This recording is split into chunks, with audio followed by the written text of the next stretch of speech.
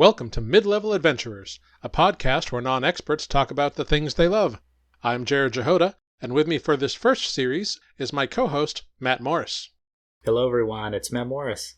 In the game of Dungeons & Dragons, players create their characters and choose how those characters behave and otherwise interact within the game world. Will they follow the law as written? Will they flagrantly disregard them? Do they take prisoners or just slaughter enemies? Do they make alliances with nobility only to break them? Sometimes a player character gets caught in their actions or their misdeeds are discovered later on. What happens then? And what happens when these choices lead to terrifying encounters and consequences? Or the ultimate consequence, character death? So, Matt, consequences are a thing. What are some consequences that you've encountered in a game, and what caused them?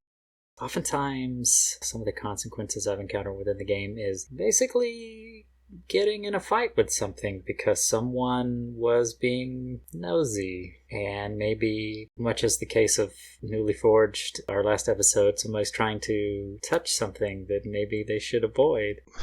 Yeah, I would say it's very often caused by players being curious and sticking their nose into things and then finding out that it's something that could harm them, be it a creature or a trap or something like that. Just a few examples. Sure. Consequences can be anything, right? They don't have to just be combat.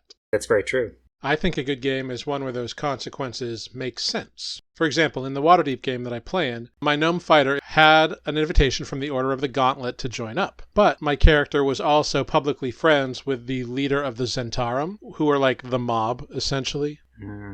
Even though my gnome was not a member, word got around that he associated with this guy, and so the Order rescinded their invitation to him. No. But the faction that I was actually a part of, the Grey Hands, which is like the FBI of Waterdeep, the leader of that faction was like, hey, I want you to join them as a double agent. And my little gnome with his 10 charisma was like, are you sure about that?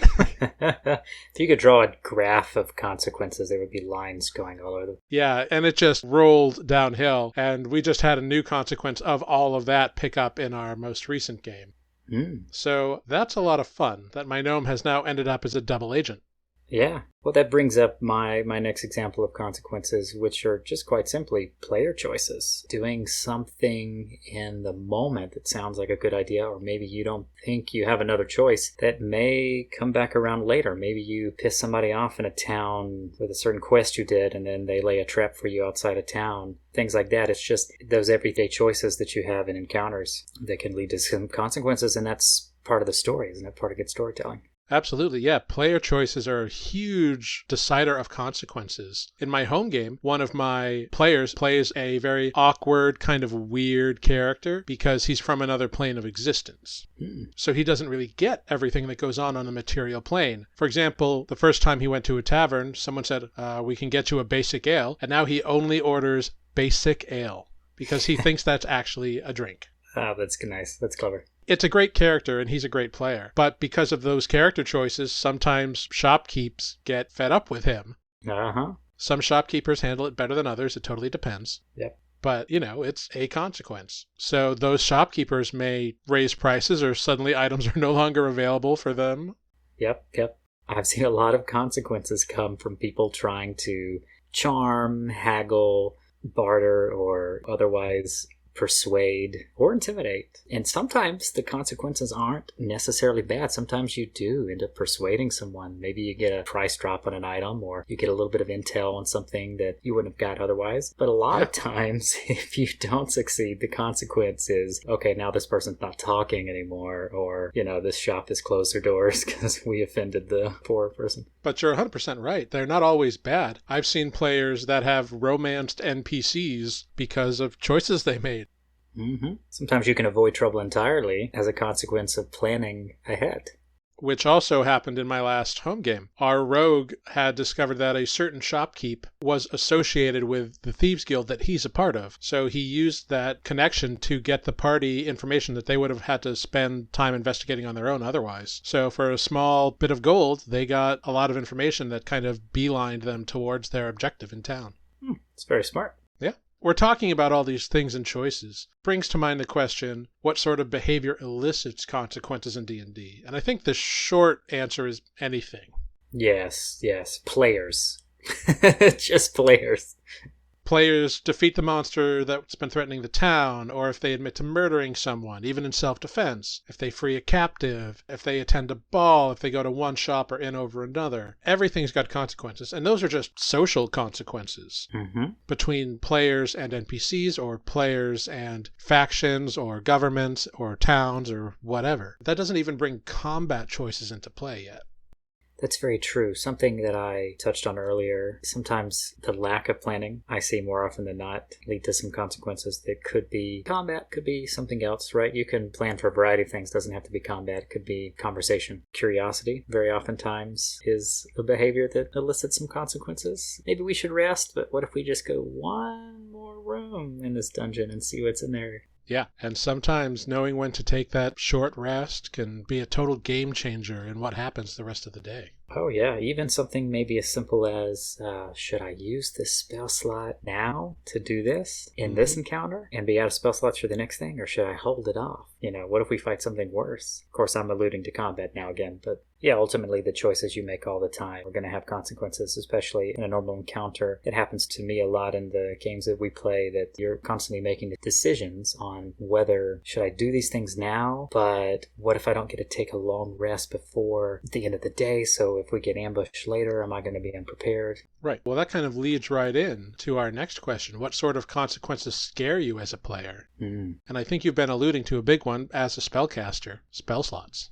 Yes. Yeah, it's been a new fear for me, actually. I mean, it's a little stressful in every game. It's sort of like, I still don't feel like I have the answer to, like, how to properly manage them, because every encounter is a little different. So yeah, that's definitely a big fear. Like, am I going to run out of spell slots? Am I going to not have the right spell prepared? That's another thing. What else scares you? Beyond just, did I prepare right, or am I losing spell slots? Am I using them wisely? Because there are a lot of choices to make in a game of D&D. That's true. Building off of that a little bit, something that kind of scares me is if I'm not, as a player, supporting my party well enough, right? There's some like self-doubt, some sort of self-esteem.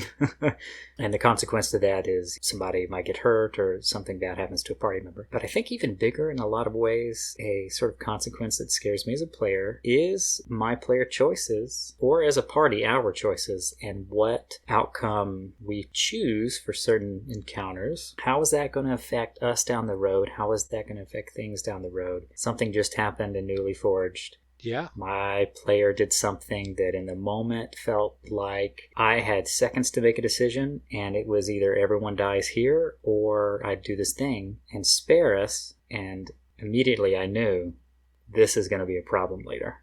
Well, you're not the only one who's had that moment in the game. That's true too. Yeah, I can't take all the blame.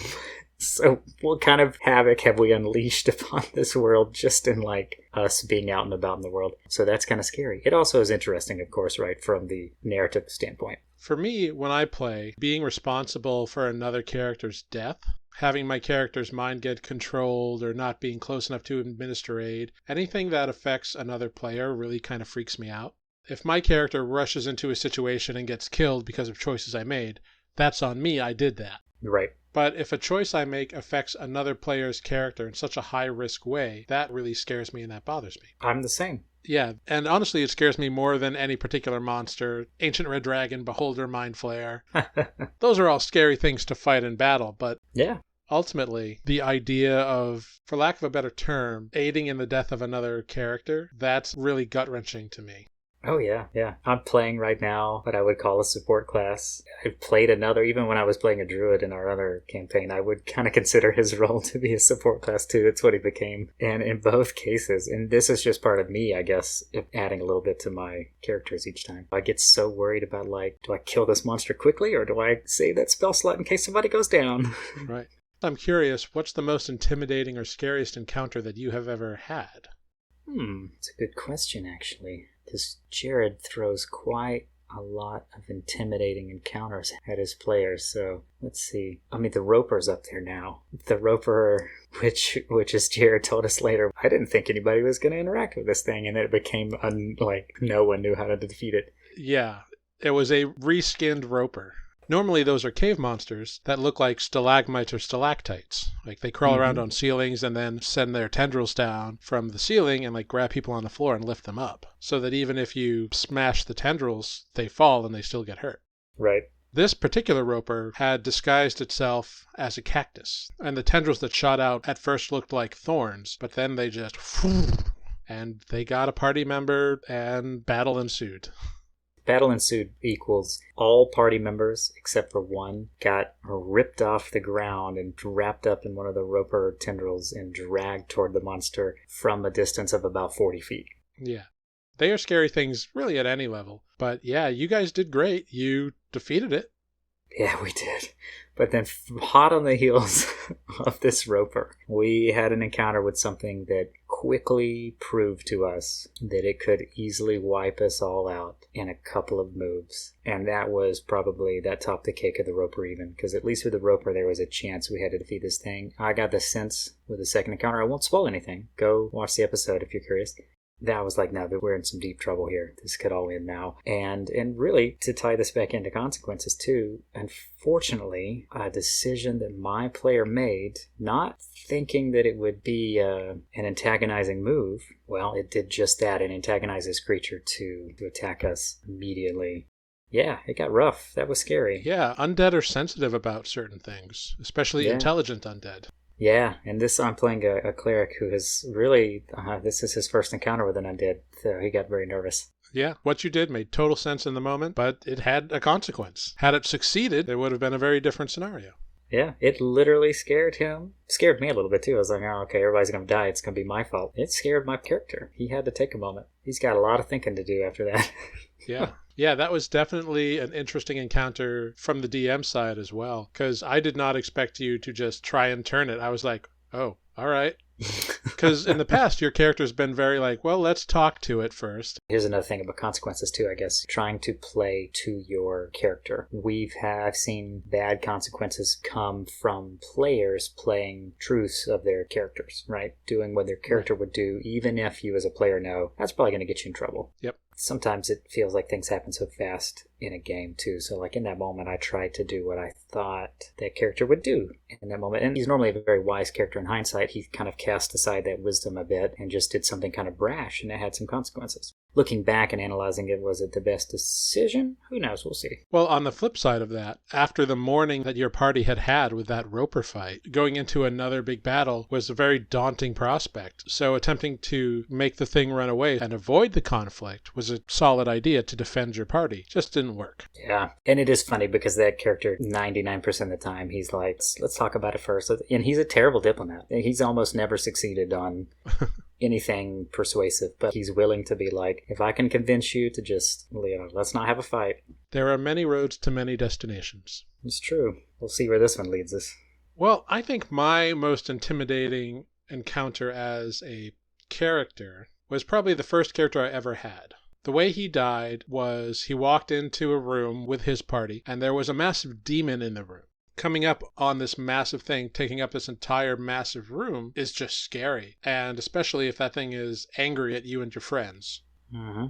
He pretty much got snipped in half by the demon. And recently, in a one-shot that I got to play in, I was playing a ranger that we were delving into a mine, and we started hearing voices. Illusions attacked us and then disappeared. And ultimately, we had to deal with a horrible undead thing called a Night Stalker. And that was terrifying because the DM really gave it a gravitas. He had like this echo effect vocoder, stressful music playing. It was all fantastic. It was amazing. It was so good. But man, was it tense and scary. Oh boy, I like when they add little theatricals to it. Mm-hmm.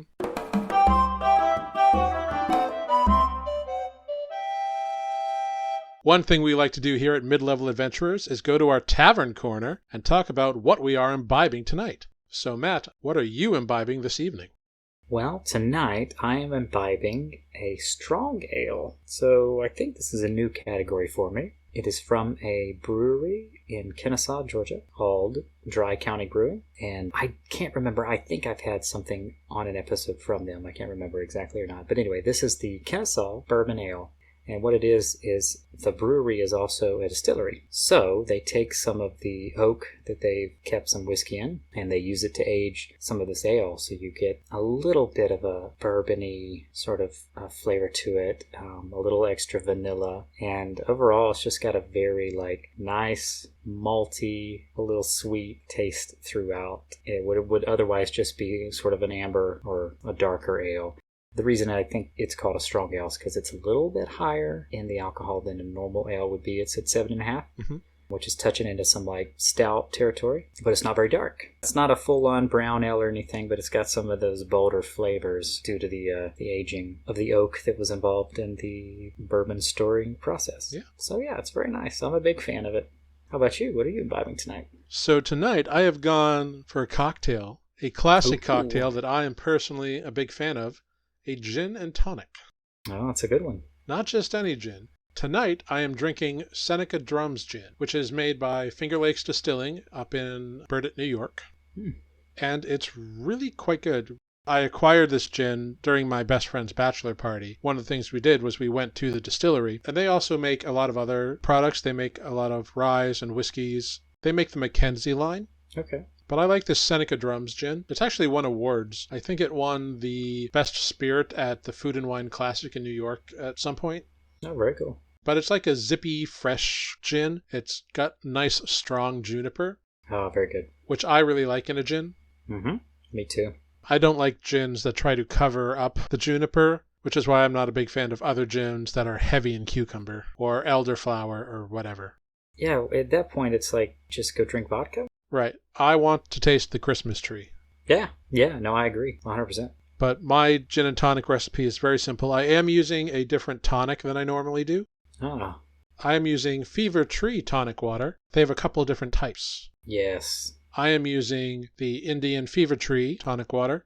That company specializes, as far as I know, in mixer ingredients, and they're very good, and they're not cheap. And I don't mind paying for it when I'm using a good gin. If I was using a well gin, then whatever tonic water is fine. But I have learned over the years that a good mixer paired with a good spirit, that's the way to go. Fever Tree makes a good point. If 3/4 of your drink is the mixer, mix with the best. I need to try some of this gin too. I've heard you mention it before, so I'd love to get my hands on some one day. Yes. I just go for the straight premium tonic water, the gin, and a squeeze of lime. Yeah, I was about to ask, did you add a little juice? But yeah. I do give it a squeeze of lime. I do prefer the lime over the lemon. I think I do as well. I think it complements the juniper really well. I just prefer limes over lemons. Something about that zest of a lime. But yeah, cheers. Cheers. Clink. Clink. And that is what we're drinking tonight.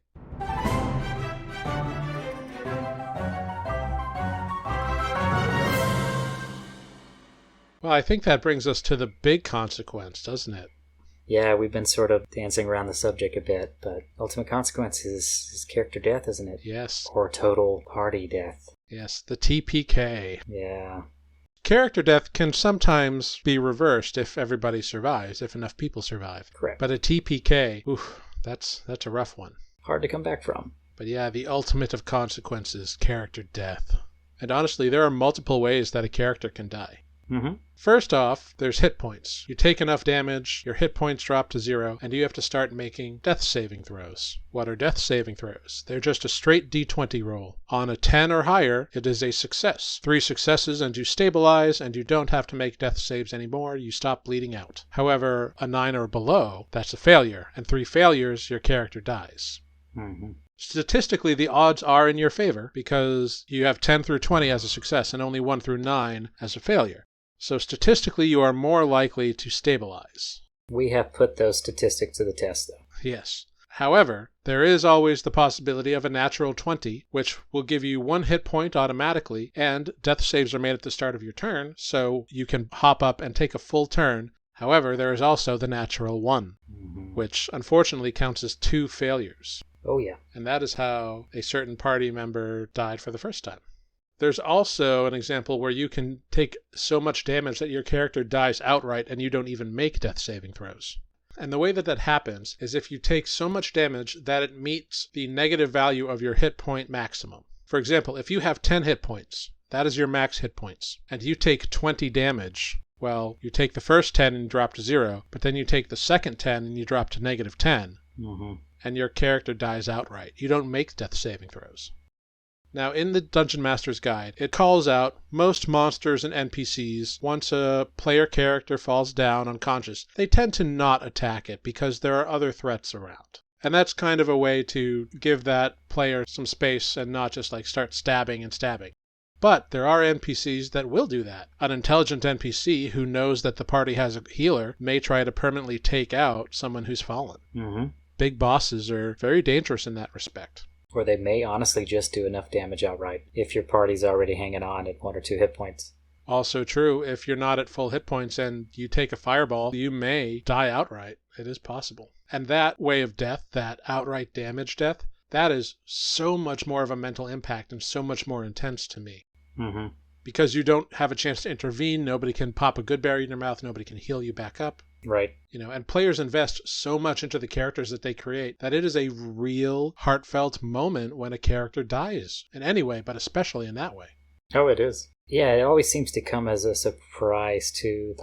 It's a very real possibility all the time, but I think, you want to be confident, you want to feel like you can overcome the odds. So when suddenly the odds are against you and the worst happens, yeah, it's a big hit. Can be hard to get over. Yeah, it can be very intense. Anytime that happens, I like to take a few minutes and process the events after the game because, it's important. Mm-hmm. Those of us in Newly have joked about having backup characters and being prepared for that sort of thing. I've seen it happen to very experienced players who have taken it very well and said hey, no worries, this is what happens as part of the game. But yeah, there's still a lot, like you said, there's a big time investment that went into that character. You probably put a little bit of yourself in it. You've been playing with it for a while. So there's always that, oh man, you never got to see them reach their full potential. Yeah. And it happens not just in our game or friendly tabletop games or anything like that, but it happens on games like Critical Role. Yeah. In the first campaign, before they even started airing, Ashley Johnson's Pike had died. Mm-hmm. As they went on, other characters died multiple times. And in the second campaign, Taliesin Jaffe's character, Molly Mock, died in the first few levels. I think they were level 5 or 6 when Molly Mock died. Oh, no. That's you're just starting to get the ball rolling, and then... Yeah. Oof. Yeah, but that's talking about an individual character dying. There's also the TPK, or the total party kill, or the total party wipe. That is when you have an event so catastrophic and an encounter so terrifying where everything just goes bad that nobody survives. Mm-hmm. One might beg the question, how do you get into that situation? Is it poor planning? Did the players just make really bad decisions and ran headlong into something they had no hope of defeating? Was it DM accidentally created a creature that was more than they could handle? Was it just bad rolls? Was it all of them? And what do you think? The last home game that I had before the one we're currently playing, the entire party got together and said, all right, we have this bounty for a beholder's main eye. We're going to go for it. So they tracked down rumors of where a beholder might be, sought it out, defeated its 3 stone giant guards that it had corrupted and convinced to work for it, and then they took a long rest, which not a bad idea. Right. But the beholder certainly noticed the bodies of its guards. So there were consequences that ensued because of that. They fought their way through the rest of the lair and got up to the sanctum sanctorum of the beholder, and it knew they were coming. So the first thing it did was it launched a stalagmite that it had torn off the roof and thrown at them. And they just got bashed by it, and then they did really well for a while, but then some of the minions just came out and started attacking, and ultimately it led to a total party kill. Which was very sad, because they were level 10, they were very strong. Oh, man. But there were just some bad dice rolls. Yeah. The monk got disintegrated. The paladin got petrified. The fighter got stabbed by these horrible suits of armor. And the sorcerer just got killed with an enervating ray, I think. Oh, yikes. Yeah. It was a rough time. That's a great example of how things can go so bad and lead to a total party kill. First of all, the party went after a beholder. Not saying they couldn't defeat it, but it's a formidable opponent. Yes, especially in its lair when it has lair actions. Yeah. Yeah, there were some bad rolls involved, which that can be huge sometimes. Sometimes the dice just isn't with you. Or maybe the opponent is just rolling exceptionally well. They're rolling in a natural amount of natural 20s or something. And, what should be a normal encounter suddenly becomes overwhelming. And I also think, I know it has to be tricky as a DM to create challenging opponents and encounters that skirt the line between being the right difficulty level and maybe a little bit hard, mm-hmm. To keep things challenging and exciting and interesting. But because of that, and because of trying to play to a creature or a person's true intent, it does lead to death. Sometimes it does, yeah. And what I mean by that is, obviously, I don't think the DM is trying to kill the players, but the DM is trying to play out the encounter true to how it would be to the best of their ability. And the thing about death, though, is ultimately, if there wasn't that ultimate consequence, would there be the sort of risk-reward? Would there be sort of the excitement of doing these missions, going in these dungeons, or whatever the quests and adventures are, if you always knew you were going to win? I don't know. Yeah, definitely that element of danger comes into play when these kind of games happen. If there wasn't a risk, would the reward be as sweet? Mm-hmm. But ultimately, in Dungeons & Dragons, death is not always the end, because there are spells that allow people to be raised from the dead. This is true. And there are different ones at different caster levels, but I'm talking about spells that specifically bring people back from the dead depending on how long they've been dead. Mm-hmm. So the first one is Revivify. That is a second level spell. Revivify lets you return to life a creature that has been dead for under a minute. So it's a great spell to use in battle. Now, it does have a diamond cost associated with it, so... Which is why I have not used it. There are other spells that require higher level spell slots and more expensive diamonds. Raise Dead, Resurrection, and True Resurrection. Raise Dead is a 5th level spell that lets you bring back someone who's been dead within the last 10 days. Mm-hmm. The Resurrection is a 7th level spell that allows you to bring back someone who's been dead for no more than a century, except they can't have died of old age and they can't actually be undead. It does not create a new body, however, so you need to have the body, essentially. However, True Resurrection is a 9th level spell and gives you a time frame of 200 years, as long as they didn't die from old age, and that spell even creates a new body. Oh. There were older versions of these spells that you would randomly roll on a table to determine how your character came back, if they came back as the same gender or species, but that idea is gone. Another spell that may be useful is Gentle Repose. What Gentle Repose does is it protects the body and enhances the length of any spell that would bring someone back from the dead. Basically keeps the body preserved for a longer amount of time until you can get the body to a place where you can safely try to revive it. Right. It extends the duration by 10 days. It also prevents them from becoming undead. Yep. Now, in the game, those spells all just work when you cast them to bring someone back from the dead. However, I think that sort of cheapens the effect of death, because if you can just cast a spell and everything's done, then death kind of loses its hold on you. You don't have that same fear, which is why I think that casting these spells should be intense, costly, and very dear to the players. And that is why I use Matt Mercer's Resurrection Ritual Rules set. It's completely optional. I think they're great and they add a lot of flavor to the game. Nobody has to use them. A lot of people don't use them. I really like them, so that's why I like to use them. What he does is anytime any of those spells, except for Revivify, are cast, a ritual is performed, and in that ritual there is a skill check involved, and it can have up to 3 participants, and each contributes a separate and different skill challenge to it. And the success or failure of those determines whether or not the ritual succeeds. In the event of Revivify, it is just the caster rolling a d20, and on a success, they come back. Right. Just because they fail on that first one doesn't mean they can't try again later, as long as they have the ability to do so. The DC does increase with each character death, though.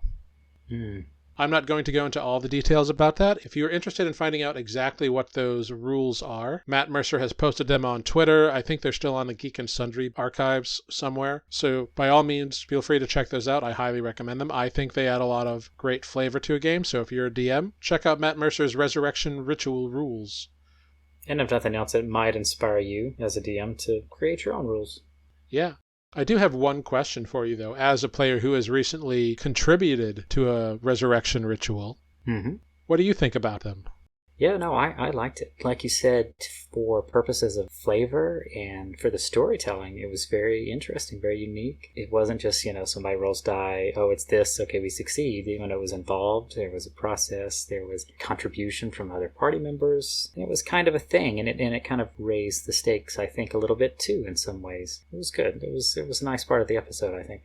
I think it allows the players to figure out how they relate to one another as characters as well. That's a good point. Yeah. It brings the party together a little bit more, I guess, to bond together to try to get this person back, this character back. Yeah, and I think that's great. So that's a bit of a heavy topic, talking about all these consequences that can happen, what can cause them, and character death. Mm-hmm. The ultimate consequence.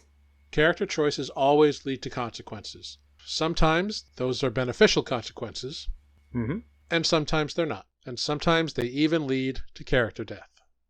Yeah, and here's the thing. I would say the majority of the time even, you're always going to get to the other end of something and be like, I see now how I should have done this differently. And that's just part of it, because part of what makes D&D so unique, and the fact that it's live, interactive, not a video game, you have to make choices. You have to accept them, and you have to accept the consequences. And if you don't get yourself killed, well, then try to learn something.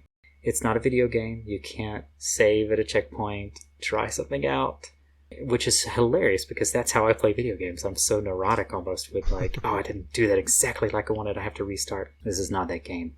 And that's part of what makes the element of death, I think, so important. You're also not invincible, and you also can't restart when you die. So yeah, that should add a little weight to some of your choices. You're not always going to get it right. But together with your other party members, maybe if you keep making it through, then you'll make some better choices in the future. It was beautiful, man. I loved it. No, thank you. That's exactly what makes the game interesting. I agree 100%. Seeing how the game world changes and adapts to you and the choices that you've made in it, you can't just start from a save point. No, you have to move forward. And it's great when those consequences influence the story that the DM is telling for you, with you. I mean, it just becomes kind of a beautiful relationship. Yeah, everyone at the table is working together to make the story happen. And sometimes it's rough and emotional and it's tiring and it's grueling. And sometimes it's hilarious and lighthearted and fun. And sometimes you just have a bar crawl. And sometimes you have a character you need to bring back from the dead. But either way, it becomes a game that is more worthwhile because those consequences are real and they exist in the game world. Couldn't say anything better myself. Well, we would like to thank you all for joining us on this episode. Make sure you come back next week where we will be doing a special episode on Ravenloft.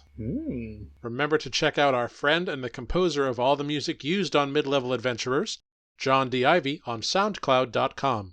And please follow us on Twitter and Instagram at MidLVLAdventure. And please check out our website on Wix at midleveladventurer.wixsite.com. And feel free to email us at midleveladventurers@gmail.com. And watch Jarrod and I on Newly Forged, Wednesdays at 7 p.m. Eastern at twitch.tv/newlyforged. That's NUULIFORGED. And as always, I'm Jarrod Jehoda. And I'm Matt Morris. Mind the traps and keep adventuring.